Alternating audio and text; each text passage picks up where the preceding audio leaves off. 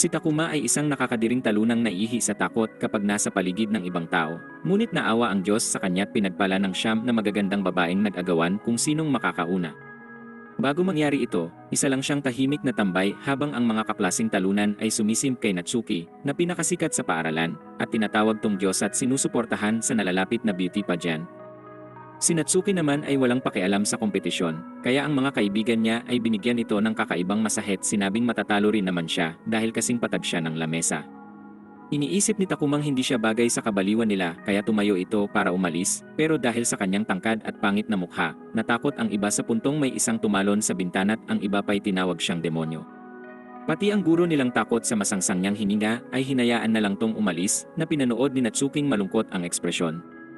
Nagpatuloy ang usapan ng iba habang naglalakad si Takuma sa pasilyo't sinabi nilang mukha siyang usla, at narinig ito ni Ichuyo, na president ng student council at naniniwalang tungkulin nilang protektahan ang mga estudyante at imahe ng paaralan.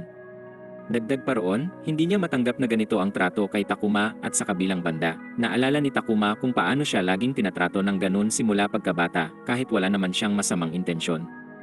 Gusto lang niyang mag-aral ng tahimik tulad ng isang birhen, pero hirap siyang gawin ito dahil sa mga uslap na ginagawang punching bag ang mukha niya. Dahil pagod na sa lahat ng ito, umuwi siya sa bahay at laking gulat niya nang makita si Natsuki at Ichuyo sa kanyang banyo kasama ang kanilang kapatid na si Mutsumi na tahasang pinapakita ang kanilang plat. Nahiya si Natsuki at sinabihan siyang umalis, ngunit idinikit ni Ichuyo ang kanyang dibdib kay Takuma at sinabing manatili siya upang mapag-usapan nila ang plat. Nag-away si Natsuki at Itsuyo at sinamantala ni Takuma ang pagkakataon para makatakas, pero nadapa siya sa panloob ni Mutsumi. Pinatalsik siya nito sa kahihiyan, ngunit itinulak siya ng plat guards sa ilalim ng palda ni Natsuki, pero dahil walang raise, ay natadyakan siya sa kung saan. Lumalabas na ang tatlo, kasama ang anim pa nilang kapatid, ay naninirahan na pala sa bahay ni Takuma sa loob ng ilang buwan, at dahil dito ay di na niya magawang makapag-concentrate sa pag-aaral. Isang araw ay nagpasya siyang mag-aral ng mag-isa dahil ayaw niyang makihalubilo, pero pinigilan siya ng panganay na si Futaba at tinakda siya sa study date kasama si Natsuki. Habang sinusubukang tiisin ang sitwasyon, nakasuot pa si Natsuki ng manipis kaya hiniling ni Takumang sana ay di na lang siya pinanganak. Lalo pang naging mas masahol ng malaglag ang pambura niya sa tabi ng panloob ni Natsuki, kaya napunta na naman sa kakaibang sitwasyon, kung saan inakala ni Natsuking may balak ito kaya pinatalsik na naman ulit siya. Kalaunan, inutusan sila ni Futabang mamili ng groceries at sinabing dapat lagi silang maghawak kamay dahil sa mga ulat ng atake ng demonyo roon. Habang nagtatalo sila kung gaano kahina si Takuma dahil hindi mapagtanggol ang sarili, lumitaw ang isang halimaw at sinabi ni Natsuking magtago o tumakas pero habang tumatakbo para harapin ang nilalang, tinapon nito ang malaking batot sinagip siya ni Takuma roon. Naalala niya ang araw nung kabataan nila nang iniligtas din siya nito dahil doon, labis siyang naantig at naghubad bago ilagay ang kamay nito sa dibdib at kumandong. Nagalit ang halimaw nang makita ang talunang tinatamasa ang eksena at tinangkang umatake. Pero nag-transform si Natsuki sa mandirigmang diyosa ng halikan ang mabahong usla. Sa kanyang kumikinang nasuot at gamit ang kabalbalang power of love, natalo niya ang demonyo habang nanonood ang ibang kapatid sa malayo. Kalaunan, habang tulog si Natsuking walang saplot, naalala niya ang araw nang bigyan siya ng ama nitong si Odin ng titulo bilang kasintahan ng magkakapatid at kakayahang palakasin sila sa paggawa ng kapusukan. Pagkagising ni Natsuki, ginamit niya ang top no jutsu para kumbinsihin si Takumang mag-focus sa kanya imbis na sa pag-aaral. Ngunit kinabukasan, ay nabasag ang lahat ng sinabi niya nang matuklasang kulelat si Takuma sa resulta ng preliminary exam. Nanlumo ng husto si Takuma at ipinaliwanag na kahit na tinatawag niya ang sariling isang henyo, hindi siya makapag-perform ng maayos kapag may mga taong nakatingin sa kanya habang nag-exam. Tinanong ni Natsuki kung hanggang kailan siya magpapakontrol sa kanyang phobia, na dahilan para tumakbo si Takuma palayong parang duwag. Samantala, si Ichuyong nanguna sa klase ay nagpakasasa sa mga papuri ng kanyang student council gang na si Matsumura, ang vice president at kanyang simp, pati si Inukai, nakaduda-dudang tao sa lugar. Kalaunan, ipinatawag si Takuma sa audiovisual room at inisip na baka mapapatalsik na siya dahil sa pangit niyang mukha. Pero bigla siyang ikinadena sa lapag ng walang iba kundi si Itsuyo, na sawa ng maghintay para sa kanyang plot. Tulad ng birheng talunan, sinabi ni Takumang mas gusto ang libro kesa sa ganun, pero pinaalala sa kanya ang kapalpakan sa nakaraang exam. Emosyonal siyang binlockmail ni Itsuyo at tinanong kung ayaw ba nito sa kanya para hindi man lang halikan, na tinanggi nito pero ang totoo ay wala ring pakialam at gusto lang gamitin ang katawan niya para sa higit na kapangyarihan. Bukod rito, nagkaroon siya ng daddy issues noong bata pa at nais niyang iligtas ang mundo para mapansin siya ni Odin at mahimas sa ulo. Sinimulan niya ang date nila sa isang bento box at pinakain si Takuma ng sausage, pero idinura lang ito sa mukha niya dahil sa sobrang kaba. Sinubukan din niyang bigyan si Takuma ng masahe sa balikat para sa puntos, pero nabigo dahil sa matigas na kalamnan nito't paglaon, sumuko siya at pumunta sa fan service room kung saan tinanong ni Natsuki kung bakit desperado ito. Inakusahan siya ni Ichuyong sinamantala ang pagkakataon nung huling pag-atake ng demonyo, kaya dumipensa si Natsuki sa pagsasabing emergency yon. Biglang lumitaw ang di inaasahang halimaw, at nag-isip si Ichuyo kung papansinin siya ng amang si Odin kung matatalo niya ito. Samantala, gumawa si Takuma ng barrier sa paligid ng halimaw at pinlano ang pag-atake nila bago ito halikan ni Natsuki para masuot ang cosplay, kung saan hinila naman siya ni Ichuyo papunta sa locker para sa kapangyarihan. Ipinakita ni Ichuyo ang panloob at sinabing kainin siya, pero ang tanging inisip ng uslak ay kung paano tatakas sa sitwasyong tila biyaya ng Diyos. Ngunit iniisip niyang baka masira ang mundo kung hindi niya gagawin ang nararapat sa oras na yon, kaya naglakas loob siyang hawakan ang dibdib ni Ichuyo, ngunit sa sobrang hiya ay sinampal siya nito. Sa kabilang banda, nahirapan si Natsuking harapin ang halimaw, na taktikal na sinunog ang kanyang mga damit. Sa storage room, humingi ng tawad si Ichuyo kay Takuma dahil sa karahasan, at umiyak habang iniisip na isang kabiguan, ngunit pinagaan ni Takuma ang loob niya sa paghaplos sa ulo nito't pagiging bago niyang daddy. Nagkakumpiyansa si Ichuyo't hinalikan si Takuma at nag-transform, at nailigtas si Natsuki bago tuluyang malantad ang mga plot. Nagtulungan sila para talunin ang halimaw at pagkatapos, habang nagsiselos si Natsuki sa romantic development ni Ichuyo at Takuma, nalaman nilang si Inukai ay demonyong nagpapanggap at alam ang pagiging mandirigmang diyosa nila, pati ang papel ni Takuma bilang kasintahan. Ilang araw ang lumipas, si Mutsumi ay nagmodelo para sa cover shoot habang ang direktor at manager ay nababaliw hindi lang sa talento nito. Paglaon habang naliligo, naalala niya si Takuma at nainggit kay Natsuki dahil kasalukuyang nasa monster hunting date kasama nito. Ngunit kinabukasan ay sinuwerte siya at nagkaroon ng pagkakataon para makasama sa date si Takuma.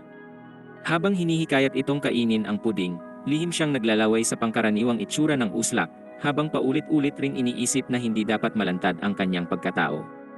Biglang naging makulay ang date ng si Yamada, na isang talunan mula sa klase ni Takuma, ay nagyabang sa mga kaibigang magkakilala sila ni Mutsumi at sinabing nabigyan na ito ng ilang beses. Tinanong ni Takuma si Mutsumi kung kilala niya si Yamada, at nalaman na minsan lang siyang kumaway dito't habang umiling sa pagiging delusyonal ng mga fanboy, biglang siniraan ng uslak si Takuma at sinabing siya talaga ang pinuno ng sindikatong may pakana ng mga kamakailang pag-atake ng mga halimaw. Paglingon ni Yamada at nang makita ang mukha ni Takuma, lumuhod ito at nagmakaawang mabigyan ng kapatawaran bago muling tumalon na naman sa bintana.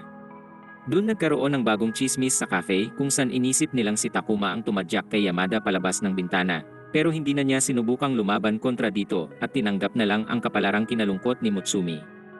Dahil gustong gawing espesyal ang araw na yon para kay Takuma, tinanong niya kung saan ito gustong pumunta at dahil tunay na maginoo, dinala niya ito sa pinakagustong lugar na isang lumang bookshop. Sa kabila nito, namangha pa rin si Mutsumi at sinabi ritong nakakabilib dahil alam na ni Takuma ang nais gawin sa hinaharap, na di gaya niyang parang isang malaking kabiguan mula ng ipanganak. Noong bata pa siya, palaging si Natsuki ang nagliligtas sa kanya, at habang tumatanda, itinulak rin siya sa idol industry para makatulong sa pamilya. Naalala ni Takuma ang malungkot na kabataan, pero sa halip na gamitin para palalimin ang plot sa magandang babae, nagpa siya tong umuwit mag-aral gaya ng mabait na estudyante. Pero habang binabaliwala niya ang malaking plot ni Mutsumi, si Inukai naman ay parang hayop na mandaragit at naiinggit dahil si Takuma ang nakakaranas ng ganun araw-araw. Sinira ni Inukai ang date nila sa paglantad kay Mutsumi habang nagkakagulo ang mga fanboys nito, hinila siya ni Takuma papunta sa isang locker para makapagtago. Pero sa loob ng masikip na espasyo, nakadikit si Mutsumi kay Takuma at hindi mapigilang mag-isip ng kung ano-anong pantasya tungkol sa kanilang dalawa. Habang iniisip ni Takuma kung paano sila makakalabas ng hindi natutuklasan ng mga stalker, sinabi ni Mutsuming kailangan niyang mag-level up at mangyayari lang yun kung hahalikan siya ni Takuma.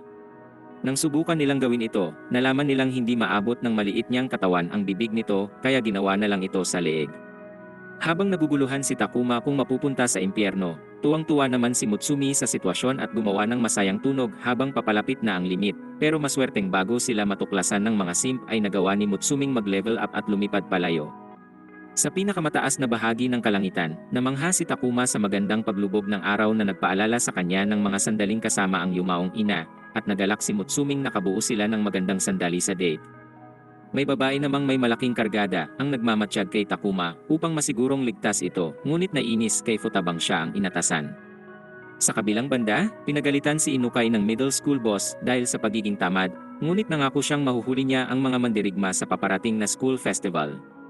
Ilang araw ang lumipas, umuwi si Takumang sobrang pagod matapos pumalya sa isang national exam, kaya para pasiglahin ang kanyang aura, nagmungkahi ang mga babaeng magsimula sila ng isang laro at bagaman tumanggi siya nung una ay pumayag rin dito paglaon. Nagbunutan sila ng Jenga para magpasya ng lalaruin, at nanalo si Futabang nagmungkahi ng habulan, pero ang matatalo ay mawawalan ng panloob. Hindi maintindihan ni Takuma ang obsesyon ni Futaba sa panloob at pumasok sa kwarto't nagtago, pero nakita niya si Misa at Itsuyong halos walang suot. Sinermunan siya ni Itsuyo sa pagiging bastos, pero hindi pa rin maalis ni Takuma ang tingin dito dahil isa siyang uslak. Matapos magbihis, ipinaliwanag ni Misang gagamitin niya ang puppet skills para subaybayan si Futaba, at hindi naman mapakali si Takuma sa presensya ni Itsuyo mula nang haplusin niya ang ulo nito. Ngunit si Itsuyo ay sobrang nakahiligan ito at ipinaalala ang kanyang mga nagawa simula noon na umaasang mahahaplos ulit nito.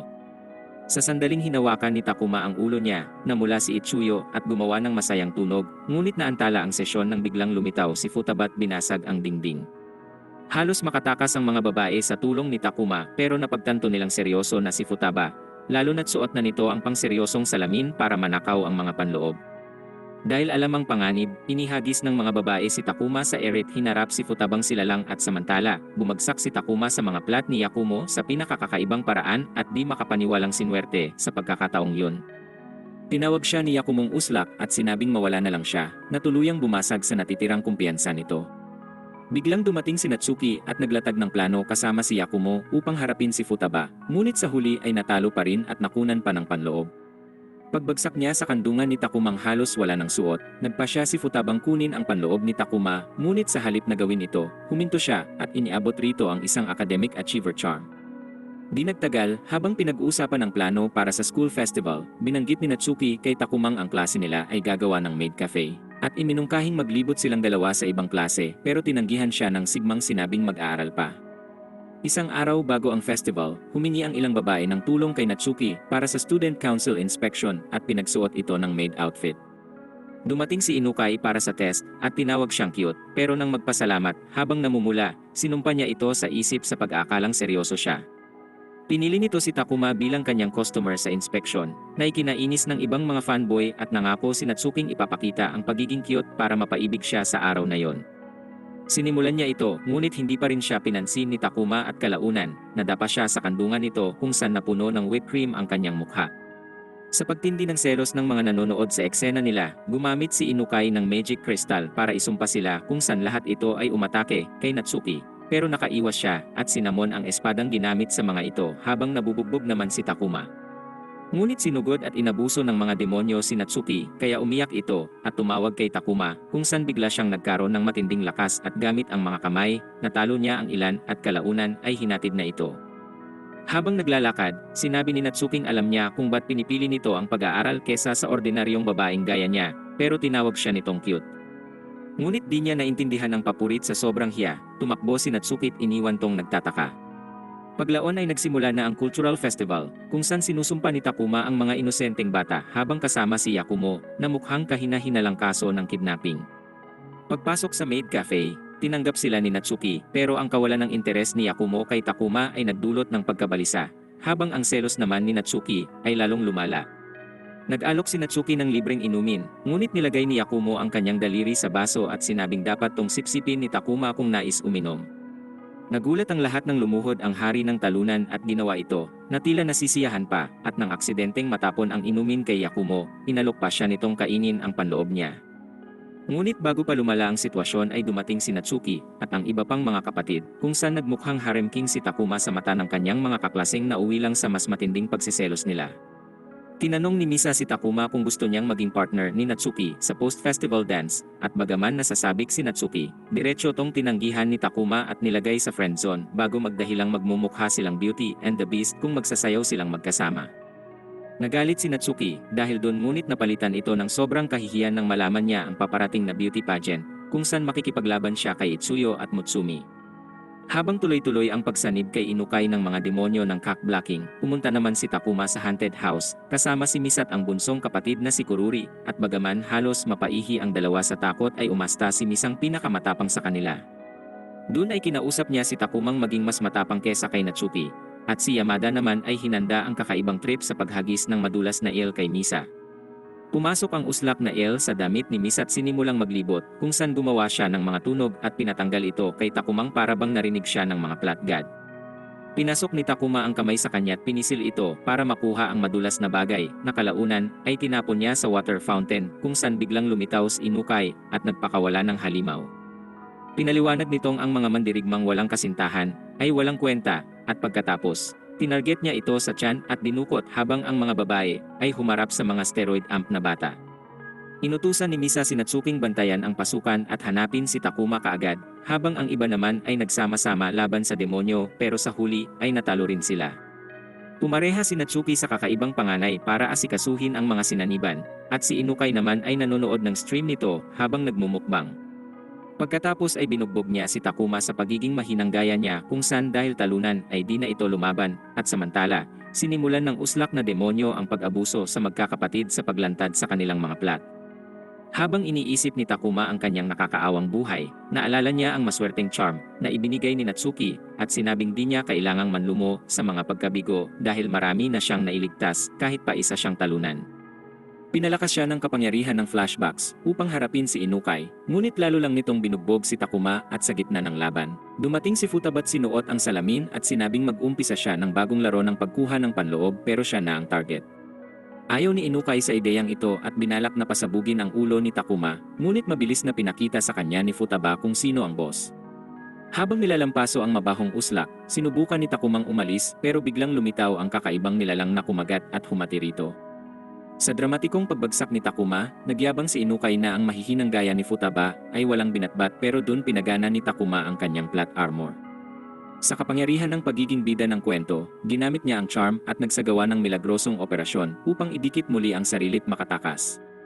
Habang si Inukai ay natulala sa nangyari, tinapos siya ni Futaba at ginamit ni Takuma ang biglaang power boost upang iwasan ang mga zombie sa pasilyo. Pagdating sa schoolyard, pinakilala ng kakaibang panganay na si Ichika ang sarili, at tinapos ang mga zombie para kay Takuma habang ito naman ay pumunta kay Natsuki. Humingi siya ng tawad dahil na late pero sinalubong siya ng sampal ni Natsuking tinanong kung nasan siya at bago pa man makapagpaliwanag ang uslak, niyakap siya nito at kinaladkad sa isang classroom upang magawa ang plot development. Sa loob, hinubad ni Natsuki ang damit at sinabihan si Takumang gawin din yun upang mapagana ang sunod na charm na nangangailangan rin ng 5 minutong halik. Ngunit tila wala tong pakialam sa mga nahihirapang kapatid sa labas dahil iminungkahi pa niyang maglinis muna sila bago simulan ang switching part. Habang sinisimulan ni Natsuking punasan si Takuma, bigla siyang humarap at halos mabulunan si Natsuki sa alaga nitong nakaharap sa kanya. Pero itinuloy niya ito at nang siya naman ang pupunasan, napansin ni Takuma ang lamig ng katawan niya. Samantala, ginamit ni Misa ang puppetry skills upang hubaran ang lahat ng kapatid at sa tulong ng fanservice at magagandang babae, binasag nila ang barrier na humihiwalay sa demonyo. Sa classroom, uminit ang sitwasyon ni Takuma at Natsuki nang magsimula silang maghalikan, ngunit ang pagiging birhen ni Takuma ay naging sagabal kaya napatigil ito at nag-alala si Takuma kung ano ang dapat niyang gawin para mailigtas ang mundo. Dito'y may bagong kapangyarihang nagising sa kanya, na isang librong lumitaw sa kawalan at nagbalik ng enerhiya ni Natsuki dahil doon, bumalik siya sa mga bisig nito at pinagpatuloy ang ginagawa. Ilang sandali pa, nang basagin ng demonyo ang barrier, at umatake sa mga dalaga, dumating si Natsuking mas malakas kesa dati, at tinaga ang malagkit na braso ng halimaw. Nagsamon siya ng espada at gamit ang kabalbalang power of love ay tinapos na niya ang pangit na halimaw. Sa kabilang banda, nang malapit ng tuluyang burahin ni Futaba si Inukai sa mundo, ay may dalawa namang panang lumitaw sa ering na huli niya sa tamang oras, pero napansin ring nawala na ang mabahong uslak. Pagkatapos, dumating ang huling boss sa anyo ng isang middle schooler, at sinabihan si Inukai na lumayas dahil nabigo siya sa tinalagang misyon, at nag-alala rin sa magagawa ni Takuma sa hinaharap dahil nakakapagsamon na ng mga librot kaya nang palitan ang mga doktor. Kalaunan, nagpatuloy ang school festival na parang walang nangyari, at nanalo si Mutsumi sa beauty pageant laban sa mga kapatid dahil si Natsuki ay wala talagang kargada, at ibinalot naman ni Ichuyo ang sarili sa likod ng pangit na raccoon costume.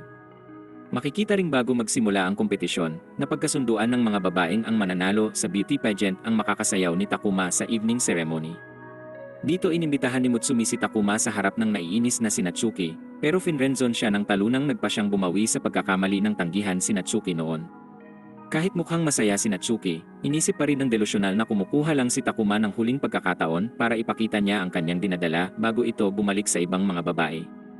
Sinubukan ni Takumang humingi ng tawad, ngunit sinabi ni Natsuking bigyan niya ng oras ang kanyang kargada bago tuluyang i-reject, na di naman naintindihan nito. Sa huli, nagpasalamat siya sa alok na sumayaw upang maibsan ang kanyang social anxiety, ngunit natutunan ring di pala yun ang rason ng paanyaya. Nang tanungin niya ang totoong dahilan, hinalikan siya nito at nagsinungaling na gusto lang mag-level up at nang gabing yun, sumayaw sila sa paligid ng apoy habang si Ichuyo at Mutsumi ay nanonood. Ilang gabi ang lumipas habang nahihirapan si Takuma sa pag-aaral para sa exam, gumala muna ang uslak na parang multot na tisod sa magkakapatid na nagsasaya naman sa ilalim ng kotatsyu. Nang makita nitong nagre-relax lang sila, sinabi niyang tumigil sila sa pagiging pabigat at tulungan siyang makipag-date, kung saan nagulat si Misa dahil di niya inaasahang magsasabi ito ng ganong bagay. Nagsimulang magtalo ang mga babae kung sino ang makakauna sa kanya, ngunit huminto ang lahat nang dumating si Kururi na bitbit ang bago niyang imbensyong isang automated doctor set. Sinabi ni Futabang gagamitin nila yon para sa susunod na quest kung saan magpe-perform si Takuma bilang doktor at sila ang mga pasyente. Kahit tumutol sila nung una sa ideyang ipasuri ang buong katawan nila, ang kauslakan naman ni Takuma ang nag-udyok sa kanila at nagsimula na ang laro. Unang pasyente si Futaba bilang pinakamatanda at sinimulan niya ang pagsuri sa dibdib nito, ngunit para mas madali ay tinaas ni Futaba ang pantaas at hinayaan siyang makinig ng walang sagabal. Ngunit dahil siya ay duwag, nagsimula itong magsambit ng walang kwentang mga bagay na naging dahilan kaya nawalan ng gana si Futaba at umalis. Pagkatapos ng malaking kapalpakan, sumunod si Misang tumangging ipakita ang plot, pero si Takuma mismo ang nagtanggal ng panloob nito at naglagay ng malagkit na likido sa kanya para maibsan ang pagod nito. Bagaman nagtagumpay siya roon, bigla ring umalis si Misa dahil sa hiya matapos gumawa ng kakaibang tunog. Hindi tulad ng nauna, pumasok si Itsuyong puno ng kumpiyansang ipakita ang kagandahan kay Takuma, ngunit hiningan siya nito ng sampol ng ihi na labis niyang kinahiya kaya umalis siya matapos sipain ang alaga nito. Sunod na nagkaroon ng kakaibang dental exam si Mutsumi, na labis nitong kinapagod at nakapagbigay ng ginhawa sa kanya at pagkatapos nun ay tumakbo rin ito. Si Natsuki ang sunod pero nang hilingin niya ritong maghubad para makuha ang kanyang sukat, sinapak niya ito sa ulo dahil walang kumpiyansa. Pagdating kay Yakumo, hiniling lang ni Takumang ilagay ang thermometer sa kilikili, ngunit hinubad nito ang damit at hiniling na damhin ang tibok ng puso niya. Doon na nabaliktad ang sitwasyon kontra sa uslak at si Takuma ang naging duwag kaya tumakas, at sa kanyang pagdaing kay Kururi tungkol sa mga pagkabigong nangyari sa kanya, ginawa siya nitong doktor mula sa Divisivers. Pero nabigo ang eksperimento at nauwi siya sa pagiging roasted mummy at ilang araw pagkatapos gumaling ni Takuma, sinubukan ni Ichuyong iris siya gamit ang pagkain ngunit tinanggihan lang siya nito. Dinala ni Ichuyo ang talunan kay Misa at nagmakaawang turuan siya ng mga tips sa pag-ibig at inalala kung paano nito noon laging nililigtas pati si Natsuki, na parang knight in shining armor nila't naging usapan pa sa buong Asgard kung saan nakilala siya ng lahat bilang Race Queen. Bagamat tumanggi nung una, kalaunan ay inakit niya si Takuma sa kwarto para magtupi ng mga damit habang si Ichuyo ay nagmamasid rito. Habang sinusubukan ni Takumang mag-focus sa nag-isang trabaho, ang mga lantad na aset ni Misa at panloob ay nakakadistract sa kanya at sa huli, binanggit niya ito kay Misang humingi ng tawad at tila binaliwala lang kahit na sa loob ay sobrang nahihiya na siya. Habang iniisip ni Misa ang pagkabigo, habang gumagawa ng manika para kay Natsuki, natanggal ang isang string sa puppet niya at sinubukang tulungan ni Takumang tanggalin ito, pero nauwi lang yun sa pagkapunit ng damit ni Misa at pagbagsak niya rito. Agad namang nakabawi ang uslak kesa sa inaasahan, at matapos asikasuhin ang ginagawa, binigyan siya ni Misa ng mini-doll na kanya mismong ginawang labis nitong ikinatuwa. Pagkatapos ng sesyon, dineklara ni Itsuyo ang sarili bilang pinuno ng fan club ni Misa at nakiusap na magpatuloy ang leksyon. Kinabukasan, nakatanggap ang mga babae ng orakulo mula sa ama tungkol sa nalalapit na pag-atake ng demonyo, at si Futabang nag-aalala kay Natsuki ay hiniling na mag-transform roon. Humingi si Natsuki ng tulong kay Takuma pero kahit ilang beses silang naghalikan, nabigo siyang mag-transform kaya napagtantong walang ibang opsyon kundi tuyuin ito at hinalikan ng mas matindi. Ngunit ang naging tanging resulta lang nito ay kahihiyan. Pinaliwanag ni Futaba ang sitwasyon gamit ang pinakabagong imbensyon ni Kururi na nagpapakita kung ilang beses silang nabigyan ng MC at kung gaano karaming AP na lang ang natitira sa kanila. Lumabas sa resultang ang festival date ni Natsuking kanyang kiss of a lifetime ay sobrang tindi na tuluyang umubos sa kanyang AP kaya di pa rin makapag-transform sa ngayon. Habang nagtatanong ang dalawang selosa tungkol sa kung ano ang matinding nangyari kay Natsuki, nagpa siya si Futaba at misang habang nasa recovery ito ay ihahanda nila si Yakumoto Mutsumi bilang sunod na mga attacker. Nagsimula ang bagong misyon kinabukasan kung saan ang babaeng malaki ang kargada ay may photoshoot at si Yakumo ay humawak kay Takuma para tumaas ang attack level. Habang tumitibok ang puso ni Takumang parang jackhammer sa kaba, naalala niya ang sinabi ni Natsuki noong sobrang sensitibo ng tenga ni Yakumo at baka naiinis ito sa malakas na tunog ng kanyang puso.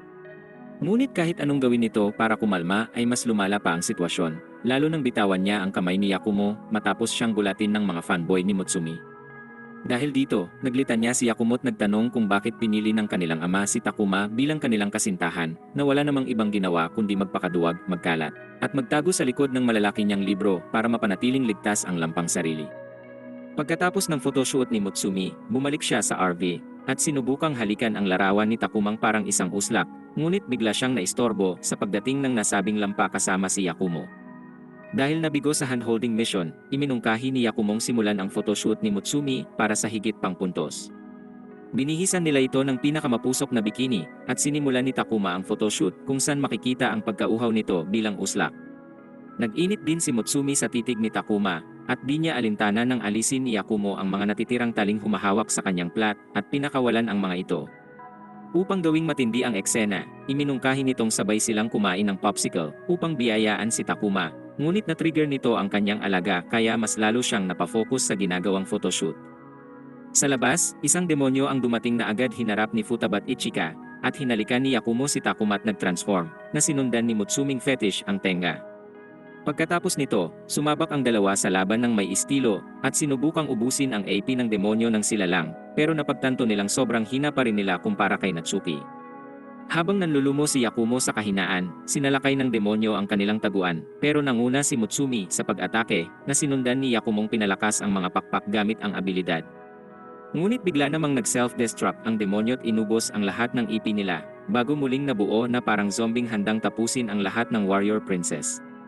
Pero napagtanto ni Takumang siya ang bida, at tumayo upang protektahan sila bago magsamo ng isang magic book gamit ang power of love na nagbalik ng kanilang AP.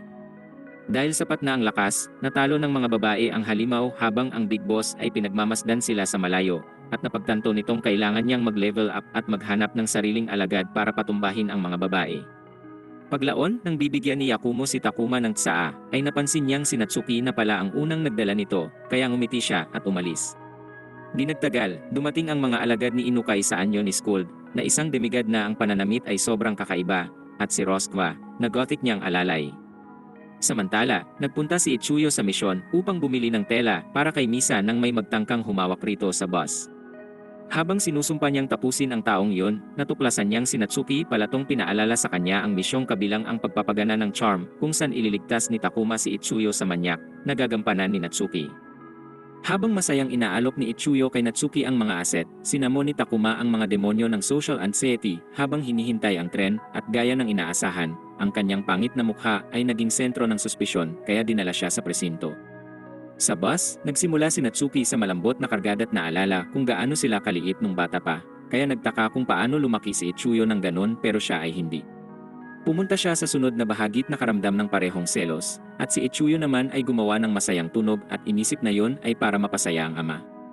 Pagbalik ni Takuma matapos linisin ang kanyang pangalan, pinaalala niya sa sariling hayaan si Natsuki at sagipin si Ichuyo, ngunit nang bumukas ang tren ay isang hukbo ng mga tao ang dumaang agad umubos sa kanyang social battery. Sa kabilang banda, napagtanto ng mga babaeng mali sila ng lokasyon mula umpisa, ngunit nagpursigi pa rin si Takuma at itinulak si Natsuki, kaso lang ay nadapa siya sa ibabaw ni Ichuyo at nahawakan ang kanyang plat sa proseso. Habang nahihiya at nag-iinit, agad siyang tumakas sa lugar at sa kabilang banda, ang middle schooler big boss na tinatawag na Taka ay umuwi matapos mag-grocery kung saan nakita niya ang pagmumukha ni Inukai. Nagreklamo ang demonyong gutom siya, ngunit tinanggihan ito ng tirano, at sa halip ay pinrogram itong magluto ng pagkain para sa kanya at sa mga bisita. Dumating ang mga alagad ni Taka at ninakaw ang mga matamis na binili niya, at pinaalala rito ang kanilang orihinal na misyong wasakin ang mga warrior at kunin ang miselto na maalamat na halamang muling bumuhay kay Takuma. Samantala, naglalakad pauwi si Natsuki at Takuma mula sa paaralan at dahil sa lamig ay hinawakan siya ni Takuma sa kamay para mainitan. Nagulat si Natsuki, ngunit nagpasalamat pa rin hanggang sa bigla niyang maramdaman ang kakaiba at nagkakutob na may nakamasid sa kanila. Biglang lumabas ang kahina-hinalang sibat sa anino na kinontra ni Natsuki gamit ang espada, ngunit napagtantong kay Ichika palatong sinusubukan lang ang skill niya.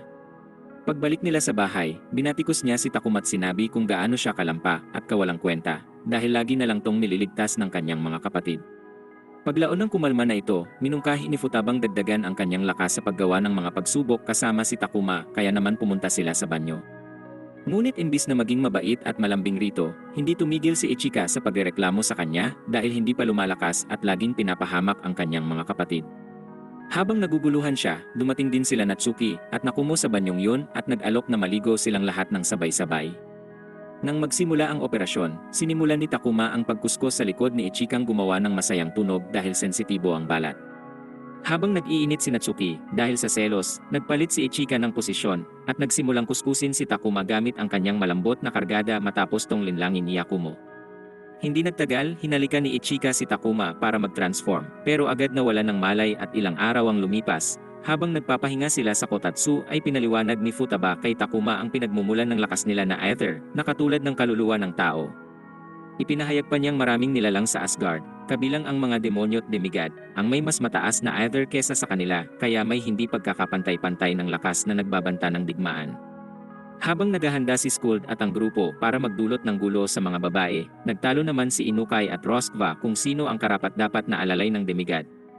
Di nagtagal, ang tatlong uslak ay inambush ni Ichika at nag-alok pa tong hahayaan silang bumalik sa pinagmulan nila bago tuluyang tapusin gamit ang kanyang mga kamay. Tumawa si Skuld at nagbantang wawasakin ito sa isang iglap pero ngumiti lang si Ichika at sinabi sa kanyang subukan. Nag-init ang mga uslak at aroganteng humarap kay Ichika na agad namang nakilala si Inukai at sumugod rito gamit ang supersonic speed at binago ang pangit nitong mukha. Nang bumagsak siya, itinutok nito ang kanyang sibat kay Rostkva at nagbantang pupugutan ito kung gagalaw pa habang naninigas si Skuld at mapapadumi na sa takot. Sa kabilang banda, kumuha si Taka ng pana at tinarget si Ichika mula sa likod pero ang hindi niya alam ay naramdaman na nito ang kanyang presensya. Sinabi ni Rostkva kay Skuld na iwan na siya pero tumanggi ito at sinabing mamamatay siya bago gawin yon, kung saan ginanahan ito't ngumiti bago makipagpalit ng posisyon sa isang nasa malapit na muntik ng tamaan ni Ichika. Nang makalaya, hinalikan ni Rostkva si Skuld na nag-transform sa bootleg Wednesday Addams at nakapagsamo ng tatlong demonyo ng sabay-sabay.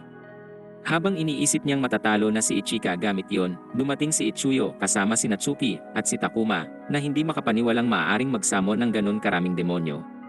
Dahil sa dami ng dapat harapin at pagod na estado ng isip ni Rostkva, umatras si Skuld kasama ang kanyang mga alalay at hukbo ng demonyo.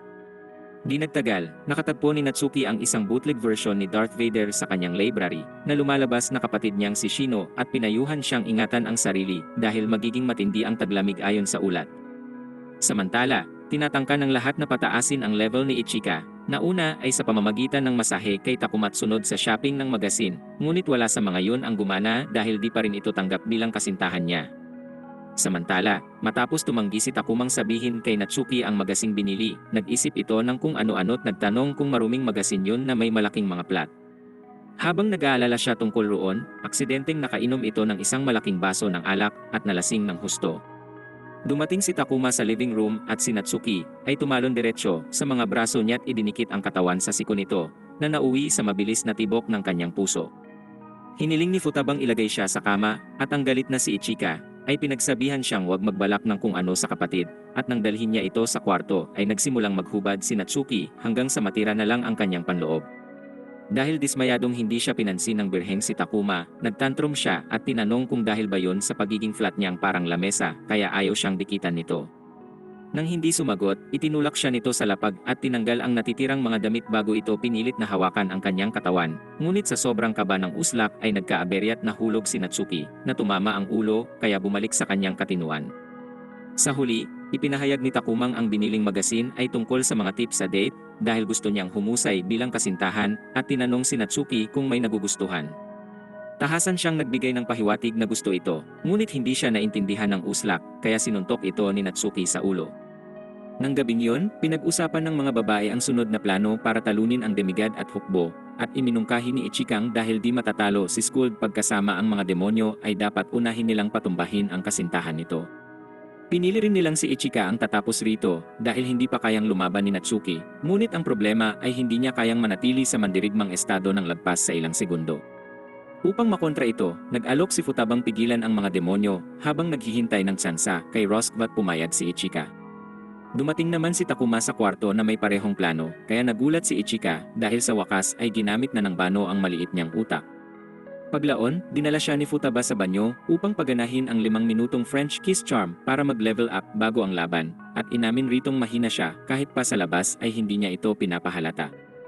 Habang naghahalikan, muntik nang mabilaukan si Futaba at nagtanong kung ayaw ni Takuma sa mas matanda na agad niyang tinanggi bago nila ituloy ang halik. Di nagtagal, habang nakapang cheerleader si Futaba at pinipigilan ang kalaban gamit ang abilidad, pumuslit sila Takuma at Ichika upang maghanap ng pagkakataon para atakihin si Rosquva. Samantala, ang diyosa ng fanservice na si Shido ay halos di na mapanatili ang barrier upang protektahan ang lahat at nagbigay ng litanya sa power of love at pamilyang nagpatibay sa kanya. Sa lungsod, matapos pabagsakin ni Futaba ang 2 demonyo, siya ay itinapon sa eret na pansin ni Ichikang 4 na lang ang natirang summoning egg ni Skuld mula sa 21. Ngunit naghinala si Takuma at napansin ang isang itlog na nawawala. Sa kabilang banda, nagawang udyukin ni Futaba si Skuld na ginamit ang lahat ng natitirang itlog para maglunsad ng Thunderbolt sa dalaga, at ginamit ni Ichika ang pagkakataong yun upang makaatake kay Rosquva mula sa likod. Di nagtagal, napagtanto naman ni Takumang ang nawawalang demonyo pala ay si Rosquva mismo, kung saan bahagya lang nitong nailigtas ang walang pasensyang si Ichika sa pagiging inihaw. Habang tumataka sila sa mas ligtas na lugar, pinagsisihan ni Takuma ang hindi pagsamon ng healing books, at inakusahan ang sarili na rason kung bakit ang mga babae ay nasa bingit ng katapusan. Napansin nito ni Ichika at naawa sa kanya, kaya sinabi nitong umatras na muna siya at makipagtagpo sa iba, ngunit agad itong tumanggi roon. Inamin ni Takumang bagamat naniniwala siyang ito ang pinakapangit sa magkakapatid at walang nararamdamang kahit ano para dito, malungkot pa rin para sa mga kapatid pag nawala ito, kaya gagawin niya ang lahat para mapanatili itong ligtas. Pagkarinig nito, naghubad si Ichika at hiniling na gawin ang lahat sa kanya para mag-level up na isang alok na agad tinanggap ni Takuma.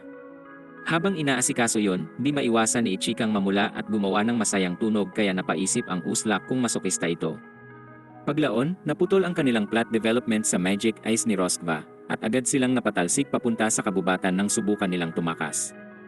Gayunpaman, hindi nila tinigilan ang ginagawa nila at nagpatuloy sa plot development. At doon naman napagtanto ni Ichikang nahanap na niya ang lalaking kanyang pinapangarap, kahit pa hindi niya ito aminin at tuluyan na siyang bumigay. Sa puntong yun, nakakuha siya ng libreng fancy cosplay set at pinagana ni Takuma ang kanyang kakayahang magsamon ng mga libro, kung saan ang dalawa ay nakapaglunsad ng mas malakas na atake sa demigod at alalay nito. Nang sumugod si Ichika gamit ang sibat, tinarget ng mga duwag na uslak si Takuma nang mapansin nilang siya ang nagkakarga ng AP ni Ichika tuwing tinatamaan ito ng mga demonyo. Habang iniiwasan ang mahihinang atake ni Skuld, tinanong siya nito kung ba't di pinoprotektahan ang kasintahan, pero nalaman niyang wala talaga tong pakialam roon, na di gaya ng kanyang mga kapatid. Dumating si Natsuking nakabisikleta kay Takuma matapos sundan ang pulang sinulid na nag-uugnay rito, at bumagsak mula sa tuktok ng burol papunta sa braso nitong mabilis humawak sa kanya bago halikan, na nagpagana sa warrior mode nito.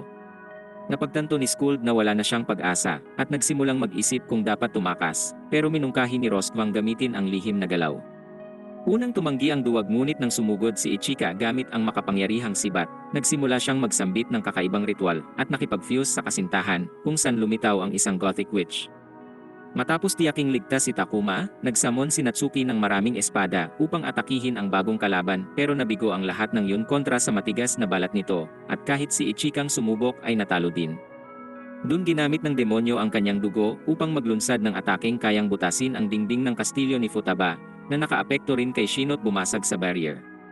Sa mga huling sandali, humingi siya ng tawad sa ama at mga kapatid sa pagiging kabiguan bago mawalan ng malay at sa battlefield. Bahagyang nakaligtas ang lahat sa atake ng Gothic Witch dahil sa tulong ng healing book ni Takuma. Naalala ni Takuma ang paliwanag ni Futaba sa kanyang kailangan nilang tiisin ang pinakamalakas na ataking inilunsad ng kanilang kalaban upang manalo, at tinanggap niya ito ng literal. Nang magsimulang pumuslit ang mga tao sa laban, nagsamon ang Goth Witch ng malaking bola ng plasma at nilunsad kay Takuma pero pinrotektahan nito ang lahat gamit ang katawan. Habang ang plot armor ay binubura ang bola ng kusa, sumugod si Ichika at Natsuki sa witch kung saan nabasag ang fusion spell at pinalaya si Skuld at Roskva. Napansin ni Ichika ang pagod ni Roskva at tinangkang tapusin ito, ngunit pumagitna si Skuld at kalaunan ay tumakas. Samantala, sumuka si Takuma ng dugot, nagtipon ang lahat sa paligid niya, pero hindi nila alam ang kalamidad na nangyari sa kanilang tahanan. Nang kunin ni Taka ang miselto, inabuso ng malagkit na demonyo ni Inukai si Misa bago tusukin ang tiyan nito gamit ang talim. Natapos dun ang ikalawang bahagi ng misyon, kaya tumakas na ang mga kalaban, at pagbalik ng mga babae sa kanilang bahay, dahan-dahan silang nagpagaling at gamit ni Takuma ang libro niya upang buhayin si Misa. Habang ginagawa ito, napagtanto niyang ang kaluluwa ni Misa ay di na maabot, kaya para buhayin ito, pumasok rin siya sa langit ng fanservice. Matapos iligtas si Misa, nagpasalamat ito sa kanya't kahit si Ichika ay napilitang amining lumampas ito sa limit niya at pinatunayang karapat-dapat maging kasintahan. Kinabukasan sa paaralan, nakamit ni Takuma ang pinakamataas na marka sa klase, kaya nakuha ang pagmamahal ng lahat ng dalaga, pati ang inis ng mga naiinggit na lalaki. Napagtanto nitong natupad na niya ang pangakong binigay sa kanyang yumaong ina noon, at upang ipahayag ang pasasalamat sa lahat ng mga tumulong sa kanya, ay dumiretso siya sa kanyang banyo, ngunit muling nadatnan ang magkakapatid na may nakalantad na mga plat. Ngunit dahil sanay na sila, mabilis nitong sinabi sa kanilang mahal niya silang lahat, kaya namula sila't napaisip kung kailan siya pipili ng isang magiging eternal lover, at dun na naubos ang swerte ni Takuma.